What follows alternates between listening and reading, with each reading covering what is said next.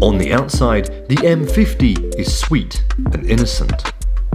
And yet, like an adorable puppy looking through a pet shop window, it's only when you get it home and find it's eaten your baby do you start to wonder if it may have a few character flaws. So with this in mind, who is this camera really for? There are two types of people who buy an M50. Those who want a compact travel camera to hang around their necks whilst visiting quaint English towns. Or the next generation of aspiring YouTube vloggers. So let's look at the still shooter first. Canon has been making cameras for years, since the mid-1930s in fact. So really, this bit wasn't going to be too difficult for them.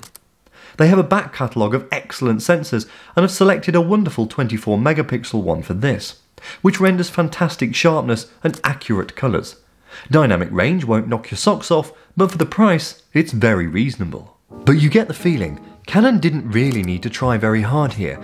You see, making a great stills camera is not difficult for them. If they sat down in the boardroom to start designing this at 12, they were finished and down the pub by 1. But thankfully, they didn't get that far.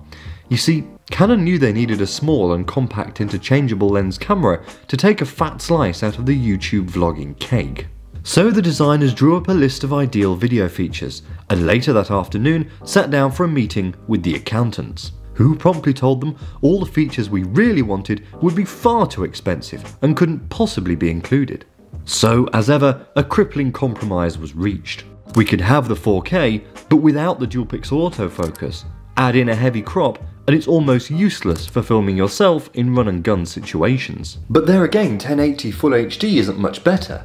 Because of that codec, the footage is softer than freshly whipped cream. Couple this when a ridiculously small selection of native lenses means you have the biggest letdown since the year 2020. So why then, after 2 whole years, am I still using this camera? Well, quite simply, it just works.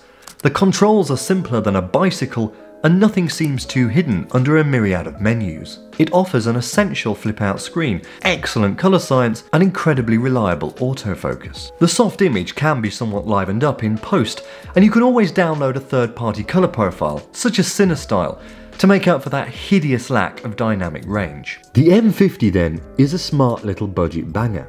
The quality of footage certainly leaves a lot to be desired, but it's good enough to spark a creative journey and look after you during that learning process. The design may make it look like a miniature toy version of a larger DSLR, but actually it's an excellent compact travel camera, and as a video camera, it's a bargain beginner's workhorse. That character-flawed puppy has grown old with you, been there whilst you made some fantastic memories, and whilst it may still bark at the postman and shred your slippers, it never fails to be by your side. One day, I will inevitably replace the M50, and I'm very excited about that. But until then, well, it'll do just fine. Thank you very much for watching, and I will see you next time.